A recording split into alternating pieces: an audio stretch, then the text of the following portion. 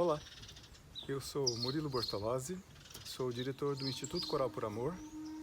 Vocês estão ouvindo o trem que sai de São Lourenço e vai até Soledade de Minas e é um passeio delicioso. Eu sou médico, sou especialista em medicina nuclear, em homeopatia e fiz pós-graduação em acupuntura. Já tenho 25 anos de experiência em ultrassonografia e atuo também na clínica médica. Ao lado dessas paixões, eu sou regente de coros e a música faz parte de mim, como faz parte de vocês também. Venho convidar a todos para conhecer os nossos projetos, para apoiar tudo aquilo que a gente acredita que é uma forma de expressão de alegria e irradiação de amor. Entre tantas formas, a cultura é uma delas.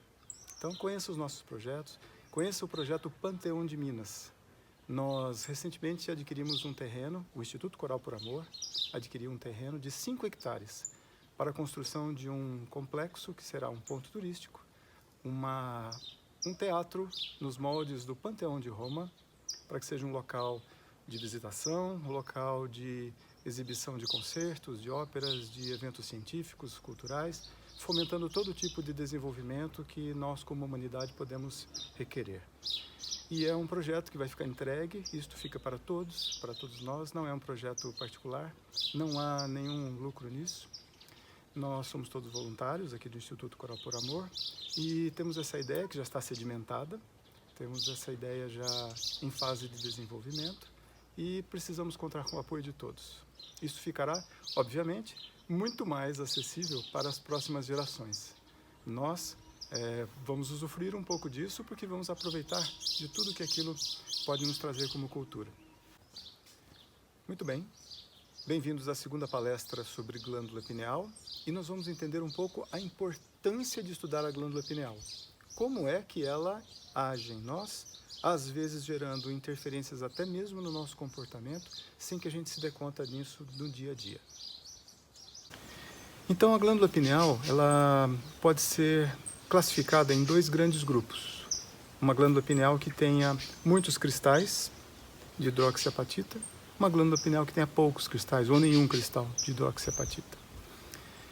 Quando a gente tem uma glândula com muitos cristais, nós temos mais possibilidade de que aquele fenômeno de sequestro de campo que a gente conversou, o impulso magnético chega na glândula pineal, ele deforma o cristal de hidroxiapatita, que tem característica piezoelétrica. Então essa deformação, quando o cristal volta ao seu aspecto natural, ele devolve esse impulso que ele recebeu, ou seja, nós estamos falando magneticamente, tá? Ele devolve esse impulso e essa devolução do impulso vai gerar 2 efeitos. Um deles, que é uma resposta neuroquímica. Através disso, a glândula pineal modifica seu metabolismo, secreta mais melatonina ou gera impulsos que vão ser levados para o tálamo, para o hipotálamo e para as áreas do córtex associativo. Outra forma de resposta é ele devolver parte desse estímulo como se estivesse ricocheteando o estímulo, refletindo o estímulo. O estímulo chega aqui, bate no cristal, deforma, volta e esse cristal devolve o estímulo. Esse estímulo vai se chocar contra outro cristal. A glândula pineal tem vários cristais. Então, parte desse estímulo que chegou no outro cristal provoca a mesma resposta que aconteceu no primeiro. Então, eu vou tendo uma ampliação da resposta, tanto neuroquímica, quanto dessa reflexão desse campo magnético que ficou ali na glândula pineal. Claro que nós estamos falando em milissegundos. Nós estamos falando de um micromomento. Mas esse micromomento é suficiente para gerar várias respostas. Esse campo que ficou sendo refletido, ele fica, entre aspas, retido por um período curtinho de tempo, e a isso a gente chama de sequestro de campo magnético, ou de aprisionamento de campo. Então, o tempo que ele ficou ali ricocheteando entre os cristais, estimulando vários cristais, ele vai gerando respostas mais duradouras. Tá dando para entender? Tá bom. Então, esse fenômeno de um impulso magnético chegar na glândula pineal, gerar uma resposta neuroquímica e se refletir e aprisionar esse campo, isto faz com que a glândula pineal amplie a sua capacidade de interferência em nós. E a partir disso, nós vamos ter dois grandes desdobramentos de assuntos. Um deles, que são os tipos de estímulos que chegam através da glândula pineal, se são bons ou se são não tão bons, para a gente não chamar de forma diferente. E o outro tipo é a resposta neuroquímica, e que aí sim vai nos interessar uma áreazinha específica que é a glândula pineal, sobre a qual a glândula pineal age, que vai ser o hipotálamo. E por que isto? Porque nós vamos usar essa interferência no hipotálamo para entender qual a importância da gente estimular positivamente a glândula pineal, tá bem? Então eu vou falar um pouquinho agora sobre essa área cerebral, que é tão importante, que gera em nós interferências muito interessantes, e depois nós vamos falar do que a gente faz. Aí sim nós vamos dar estímulos mais positivos para a glândula pineal, tá bom? Ok. Então, a glândula pineal, que está anatomicamente entre os folhetos do tálamo, como nós já vimos antes, gera suas respostas entre tantas áreas cerebrais. Ela vai estimular o tálamo, vai armazenar parte da informação no tálamo e gerar respostas no hipotálamo. O hipotálamo apresenta vários núcleos de ação dentro do cérebro, mas tem 4 grandes núcleos de ação do hipotálamo que vão gerar comportamentos que às vezes não são tão equilibrados em nós. E são vários comportamentos. Nós vamos falar de 4 grandes áreas do hipotálamo, porque são áreas mais comuns da gente observar, tanto no consultório quanto nas nossas relações no dia a dia. Essas 4 áreas do hipotálamo que geram interferência em nós, geram comportamentos psicobiológicos que podem ser assertivos ou podem ser distorcidos. Essas 4 grandes áreas são a área da sexualidade, a área da fome, a área do sono e a área da reatividade, ou também chamada de agressividade. Se nós, e é muito difícil achar alguém que não tenha, mas se nós temos qualquer sintoma dentro dessas áreas, é muito possível, não é uma questão patológica necessariamente, pode ser-lo também, mas é muito possível que nós estejamos diante de interferências do hipotálamo nos nossos comportamentos. Então, a área da sexualidade, tanto para a compulsão sexual quanto para a diminuição de libido. A área do sono, relacionada aos diversos tipos de insônia ou aos tipos de hipersônia. Pois é. A gente já vai vendo que as pessoas apresentam muitos sintomas assim, de sono, então é incrível. A área da fome.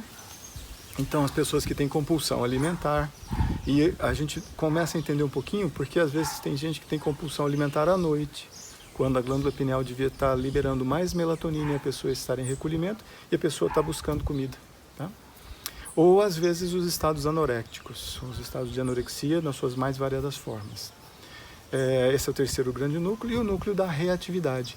Os impulsos agressivos, as respostas agressivas ou intempestivas ou irritabilidade sem um motivo justificado, um motivo aparente que realmente esteja condizente com o nível de resposta que a pessoa está dando. Então, esses tipos de comportamentos são comuns quando nós temos o hipotálamo agindo e, entre aspas, quase que comandando o nosso comportamento. E o que é muito comum é a gente atravessar um período, depois que toma uma atitude qualquer, seja uma atitude irritativa, ou você comeu demais, ou você ficou cansado porque não dormiu direito, ou você se sente mal porque tem um comportamento sexual exacerbado. Depois de um momento em que isso acontece, é muito comum nós nos sentirmos arrependidos daquilo, ou nós nos recriminarmos, ou vem aquele pensamento comum assim: por que eu fiz isso se eu não queria ter feito isso? O que me fez agir assim? E mais, repetidas vezes. Muitas vezes as pessoas têm, como um disco riscado, alguns gatilhos que deflagram certos comportamentos e atitudes e que elas repetem. E uma das causas pode ser essa interferência do hipotálamo, que pode agir assim porque está recebendo um estímulo da glândula pineal de forma distorcida, um estímulo que não seja tão equilibrado assim. Tá claro até aqui? Tá dando para entender? Tá bom. Então vamos lá. Então, eu estou dando um exemplo um exemplo, são dezenas de possibilidades, dezenas de assuntos diferentes.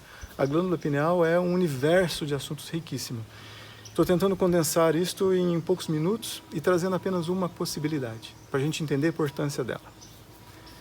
Se estamos compreendidos e se nós temos alguns desses sintomas ou conhecemos alguém que os tem, claro que nós podemos diferenciar isso de patologias orgânicas e para isso é necessário um estudo, é necessário que haja um atendimento médico e psicológico e multidisciplinar para se compreender se nós estamos diante de uma doença. Sim, mas o que tem a ver isso com o canto coral? Né?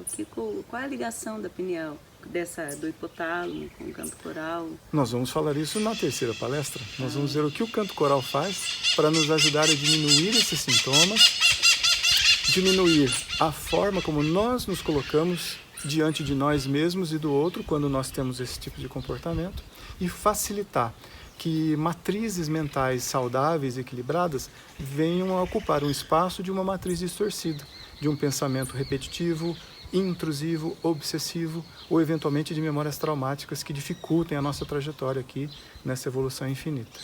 Então é importante a gente saber sobre a fisiologia, né, a anatomia, para a gente entender como o canto coral atua. Claro. Para você fazer uma cirurgia, você estuda a parte básica primeiro, avança compreendendo o seu funcionamento e depois se dedica a ver de que maneira você vai agir sobre aquilo. Não só o canto coral, as artes em geral, né? Essa também. É a ideia. Música, pintura, escultura, literatura, teatro. A música nas suas mais variadas formas. Nos diversos sentidos, né? O que entra pelos olhos, a pintura, o que entra pela... Isso. No caso da música, a gente já conversou muito sobre isso. Diferentemente de uma pintura em que você pode fechar os olhos e você está se bloqueando para aquele momento, diferentemente da parte do paladar em que você pode evitar de comer alguma coisa, você pode evitar de tocar uma escultura, a música não pede licença. Mesmo que você tape os seus ouvidos, ela vai entrar. Ela vai entrar pelos ossos aerados do corpo, ela vai penetrar o nosso sistema de outras formas. E nós vamos entender no canto coral como que ele estimula a glândula pineal daqui a pouquinho. Muito bem, entendemos que nós podemos ter sintomas, que nós somos seres humanos em eterno desenvolvimento, em busca de retidão, em busca de aperfeiçoamento. Ótimo. Então, nós já entendemos esses sintomas e vamos entender um pouquinho agora como é que a pineal age sobre essa história. Uma vez que a glândula pineal leva suas respostas neuroquímicas ao hipotálamo e pode, se ela tem estímulos equívocos, estímulos distorcidos e não positivos, favorecer com que o hipotálamo assuma o comando de nossos comportamentos, às vezes, nós podemos inteligentemente, conscientemente, trabalhar sobre a glândula pineal para que ela desencadeie estímulos neuroquímicos equilibrados, diminuindo a força desses estímulos que o hipotálamo faz na vida da gente. Tá? E tudo é uma questão de esforço e hábito. É óbvio que tem pessoas que têm um talento natural para isso, mas a maioria de nós, em que nós almejamos ter talento, nós podemos nos esforçar e nós vamos chegar no mesmo ponto. Os caminhos são paralelos e levam sempre ao mesmo lugar. Nas aulas sobre os animais, a gente falou do treinamento musical. Exatamente. Trabalhos sobre isso, né? Disciplina e etc. A gente conversou sobre isso. Exatamente. Esse treinamento é importante. Já teve aulas no próprio Cantáguas que estão falando sobre a parte cognitiva e a influência da música nos estados mentais. E quando a gente se esforça, a gente começa a perceber que o cérebro vai mudando. Esse fenômeno de neuroplasticidade é muito atual. Tudo aquilo que você faz como treinamento vai estimular áreas cerebrais e desencadear uma mudança de função e de estrutura no cérebro. Estrutura anatômica mesmo. Claro que nós estamos falando de arcabouço e de microestrutura cerebral. Mas algumas áreas vão assumir funções que estavam ali ou adormecidas ou eram funções de outros núcleos cerebrais que podem ser, em um certo momento, utilizados pelo cérebro em outra estrutura. Eu vou dar um exemplo que não tem tanto a ver com isso, mas é bastante ilustrativo. Certa ocasião, eu tive uma pequena pacientinha, uma menina recém-nascida, que nasceu com apenas metade do cérebro. Ela só tinha um lado do cérebro, da parte cortical do cérebro. E ela movia os dois braços e as duas pernas. E quando a gente pensa nisso, pode parecer absurdo porque é um lado do cérebro que comanda a parte motora do outro, como nós sabemos. Então, o que parece que acontece é que, numa necessidade, o cérebro, às vezes, consegue buscar que algumas áreas cerebrais, e a gente pode até extrapolar a parte científica e pensar em apoio, solidariedade, em sacrifício, elas se doam para fazer funções de áreas que estão adormecidas ou estão inexistentes, para que o sistema todo trabalhe na melhor harmonia possível. Então, olha como é rica a possibilidade, a gama de possibilidades que a gente tem. Sim, existe uma mudança até anatômica, né? Claro. Do cérebro de artistas, de pessoas que lidam com música. Sim, a vida toda. A gente tem um aumento do corpo caloso, um incremento da vascularização nas áreas do córtex associativo. E o que a gente já percebeu é que existe um aumento importante de fluxo cerebral em várias áreas cerebrais quando a gente está cantando, tocando um instrumento ou participando de um encontro coral, de um ensaio de coros. E isso nós vamos entender na terceira aula através do fenômeno de ressonância. Muito obrigado por assistir essa segunda palestra.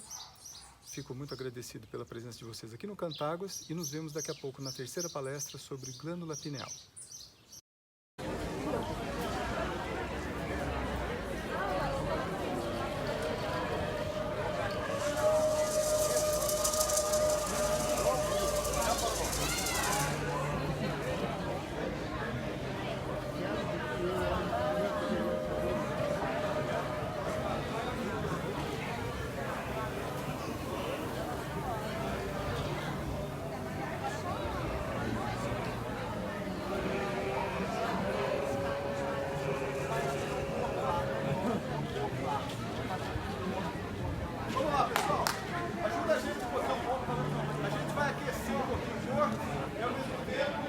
A gente aquece o corpo e produz uma chuva. Quer ver como é que acontece?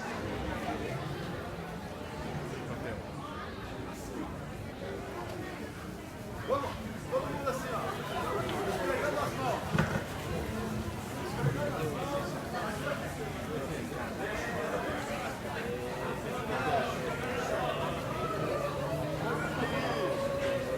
Olha que eu vou mudar aqui. A gente começa a instalar os dedos. Não precisa ser rápido, não.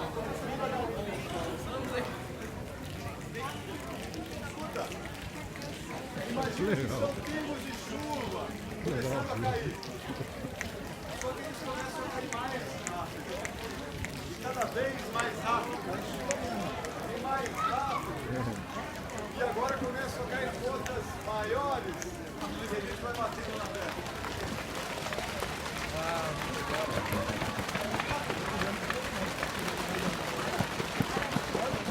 Sabe o que está movendo? E a gente busca se ligar. E quando a gente se abriga, a gente volta a escutar como se a chuva estivesse diminuindo. Lindo, que lindo! E aí a gente começa a escutar o Pajé cantando.